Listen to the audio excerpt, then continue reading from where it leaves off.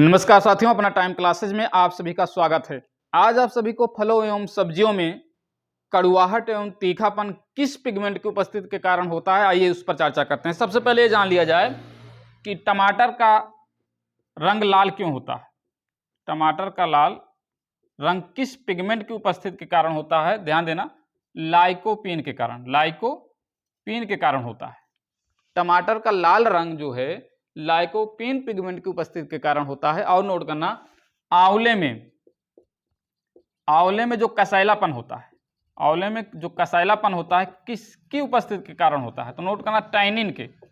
किसकी उपस्थिति के कारण होता है? टैनिन की उपस्थिति के कारण होता है। और नोट करना,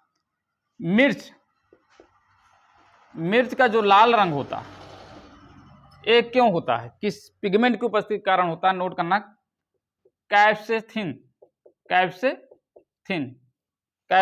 के कारण जो है मिर्च का रंग जो होता है वो लाल होता है। और नोट करना, मिर्च का जो तीखापन होता है किस पिगमेंट की उपस्थिति के कारण होता है? नोट करना, कैप्सेथिन। ये तो हो गया लाल का, कैप्सेसिन, क्योंकि मिर्च तीखी होती है तो सी की आवाज आती है, तो मिर्च का तीखापन जो होता है कैप्सेसिन के कारण होता है, और जबकि मिर्च का लाल रंग जो होता है कैप्सेथिन के कारण होता है। ठीक है ना। और आइए, जैसे खीरे में कड़ुआहट किसके कारण होता है? खीरे में जो कड़ुआहट होता है किसके कारण होता है? इसको नोट करना, एक कुकुरबिटेसिन के कारण होता है, कुकुरबिटेसिन के कारण होता है। ठीक है ना, कुकुरबिटेसिन के कारण होता है। और नोट करना, जैसे करेले में नोट करना, करेले में जो कड़ुआपन होता है, कड़ुआहट जो होता है किसके कारण होता है? ये नोट करना, मेमोरडिकोसाइड के कारण, मेमोरडिकोसाइड के कारण होता है। मेमोरडिकोसाइड के कारण जो है करेले में कड़ुआहट होता है। ठीक है ना। और जो है मूली का जो तीखापन होता है किसके उपस्थिति के कारण होता है? नोट करना, मूली में जो तीखापन होता है आइसोसाइनेट के कारण होता है, आइसोसाइनेट के कारण होता है। ठीक है ना, आइसोसाइनेट के कारण होता है। ये जो है नोट कर लेना, और आगे भी है उस पर भी चर्चा कर लेते हैं। इसको मिटाने के लिए जो है ले लेते हैं, जो है ध्यान देना, आगे जो है उस पर नोट कर लेते हैं। जैसे गाजर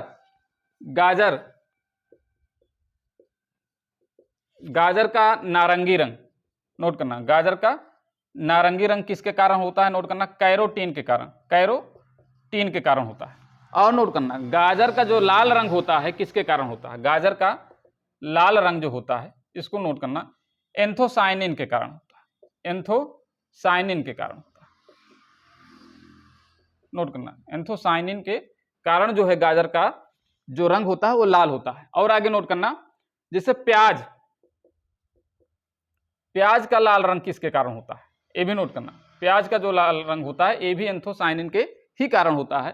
अब प्याज का जो पीलापन होता है, नोट करना, प्याज का पीलापन जो होता है किसके कारण होता है? क्वेरसिटीन के कारण होता है, क्वेरसिटीन के कारण होता है। ये भी नोट करना, क्वेरसिटीन के कारण प्याज का रंग जो होता है पीला होता है, जबकि प्याज का लाल रंग जो होता है एंथोसाइनिन के कारण होता है। अच्छा, शलजम में चरपराहट किसके कारण होती है? शलजम में चरपराहट, नोट करना, चरपराहट किसके कारण होती है? ये नोट करना इंपॉर्टेंट है, कैल्शियम ऑक्जेलेट के कारण, कैल्शियम ऑक्जेलेट के कारण जो है शलजम में चरपराहट होती है। और नोट करना, आपका जो है तिलहन होता है उसके तेल का रंग पीला किस पिगमेंट की उपस्थिति के कारण होता है? नोट करना, कैराटीनाइज्ड, इसके कारण जो है तिलहन होता है, तिलहन के तेलों का जो रंग होता है पीला जो होता है किसके कारण होता है? वो कैराटीनाइज्ड के कारण होता है। ठीक है ना। और आगे नोट करना, जो हल्दी होती, हल्दी का पीला रंग किसके कारण होता है? ये भी नोट करना, हल्दी का जो पीला रंग होता है कुरकुमिन के कारण होता है, मिन के कारण होता है। नोट करना, हल्दी का जो पीला रंग होता है कुरकुमिन के कारण होता है। अब पपीता का पीला रंग, पपीता, नोट करना, पपीता का पीला रंग जो होता है किस पिगमेंट की उपस्थिति के कारण होता है? केरिकजेंथिल, केरिकजेंथिन के कारण होता है। नोट करना, केरिकजेंथिन के कारण जो है पपीता का पीला रंग होता है। ठीक है ना, ये आपका हो गया। और जैसे आलू में हरा रंग, नोट करना, आलू का जो हरा रंग होता है किस पिगमेंट की उपस्थिति के कारण होता है? नोट करना, सोलेनिन के कारण, सोलेनिन के कारण, इसके कारण होता है। और ये भी जान लेना, जैसे आपका बादाम हो गया, बादाम में कड़वाहट जो होता है किसके कारण होता है? इसको नोट करना, एमाइलेडिन के कारण, एमाइलेडिन के कारण जो है बादाम में कड़वाहट होती है, कड़वाहट। ठीक है ना, ये इंपॉर्टेंट कुछ थे जो अभी आपको बताया गया। और ये भी जान लें, जो लहसुन होता है उसमें जो गंध होती है किसके कारण होती है? ये भी जान लें, एलाइसिन के कारण, एलाइसिन के कारण जो है, एलाइसिन के कारण जो है लहसुन में जो गंध होती है, लहसुन में जो गंध होती है एलाइसिन के कारण होती है। किसके कारण होती है? एलाइसिन के कारण होती है। ये सब नोट कर लेना और आगे देखते हैं।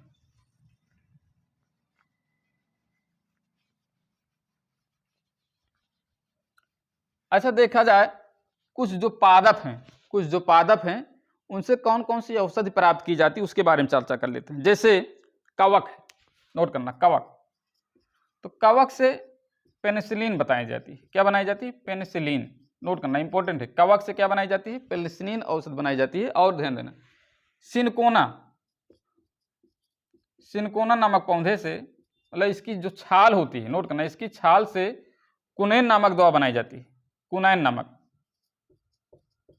नामक दवा बनाई जाती है। और ध्यान देना, मलेरिया की दवा भी बनाई जाती है। मलेरिया की दवा बनाई जाती है। किससे? सिनकोना नामक पौधे से जो है उसकी जो छाल होती है उससे कुनैन नामक दवा बनाई जाती है और मलेरिया की भी दवा बनाई जाती है। और जैसे जो है और प्रश्न ले लेते हैं, जैसे सर्पगंधा है, सर्पगंधा, नोट करना, सर्पगंधा नामक पौधे से कौन सी दवा बनाई जाती है? सर्पदंश के लिए उपयोगी होती है। सर्पदंश के लिए, नोट करना, सर्पदंश के लिए। और हाई ब्लड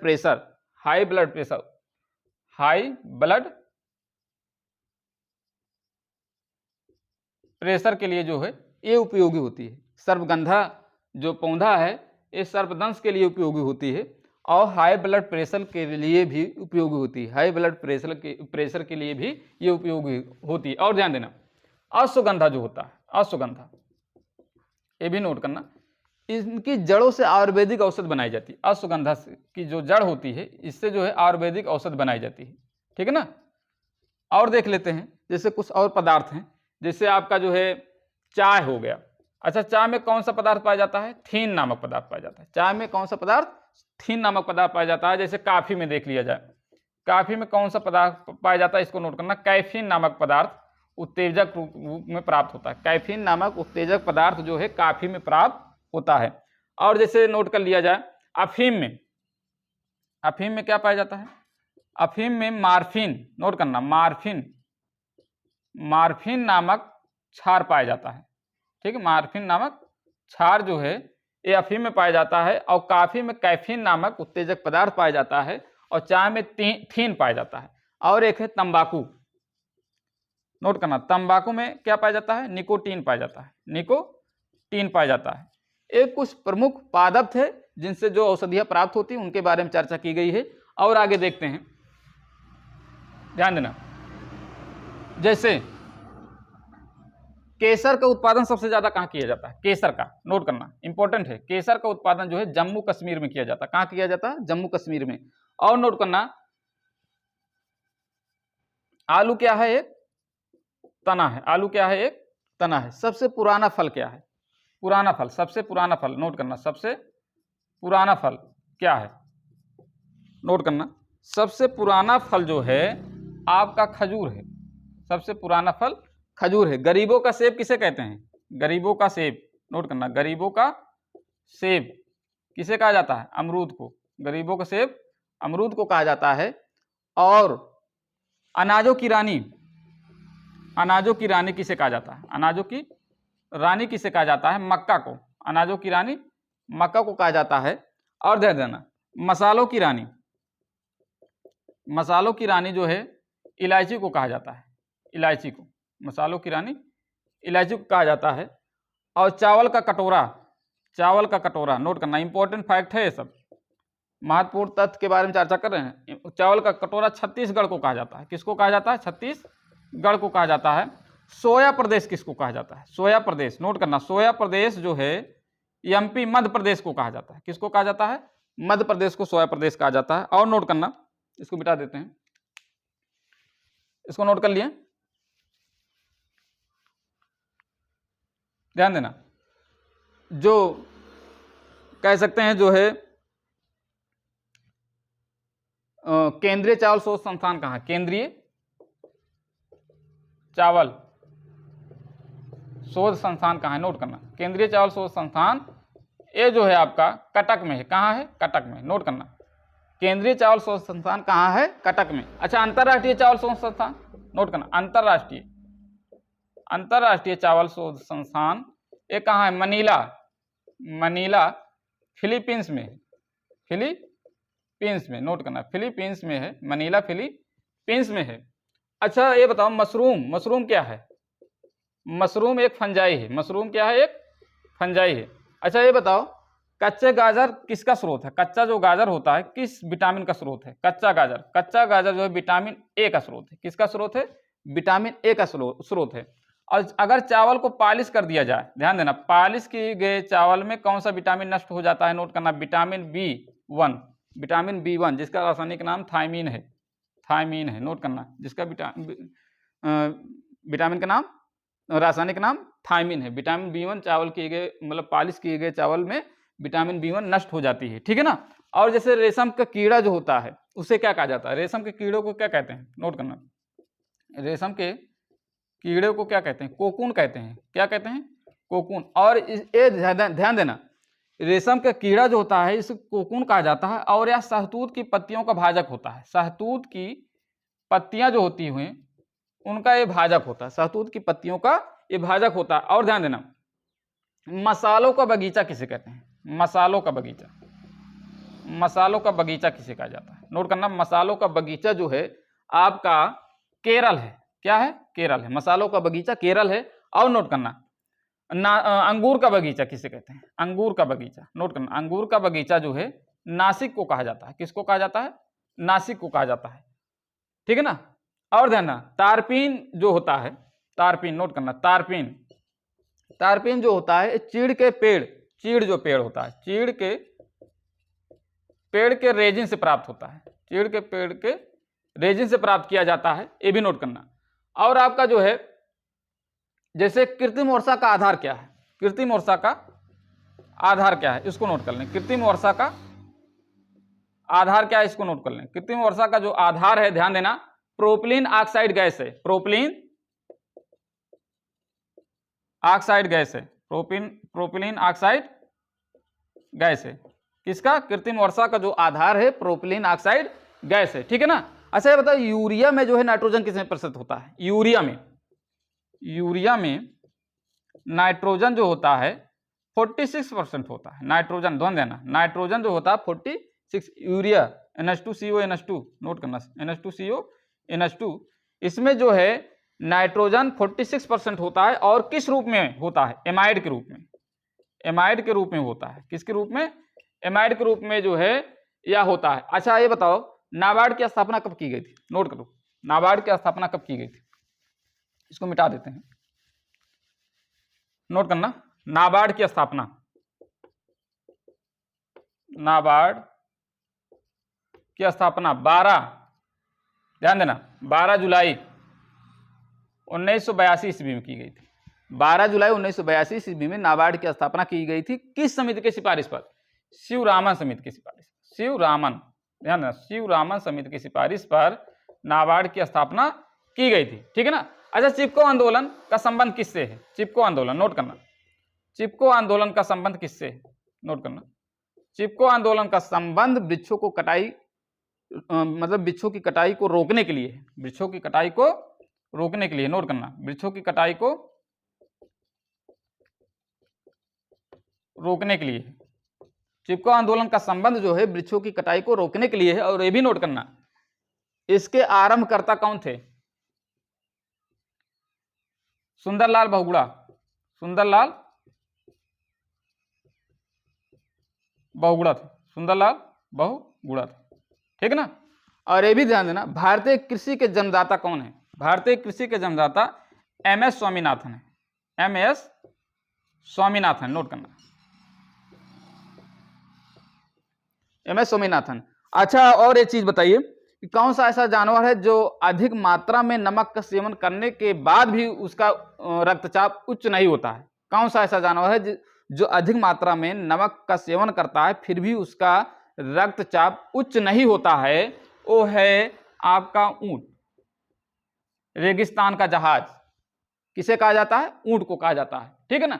ये महत्वपूर्ण फैक्ट थे जिसको जो है हमने बहुत आसानी से बताया है। और एक बात और नोट करना, जो झूम की कृषि की जाती है भारत में, वो सबसे ज्यादा कहाँ की जाती है? झूम की कृषि भारत में असम में की जाती है, ये भी नोट करना।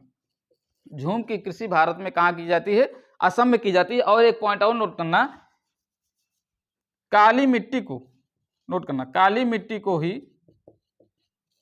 रेगुर मिट्टी कहा जाता है, रेगुर मिट्टी कहा जाता है, नोट करना, काली मिट्टी को ही रेगुर मिट्टी के नाम से भी जाना जाता है। और ये भी नोट करना, या कपास की खेती के लिए बहुत ही उपयोगी मिट्टी होती है, कपास की खेती के लिए बहुत ही उपयोगी मिट्टी होती है।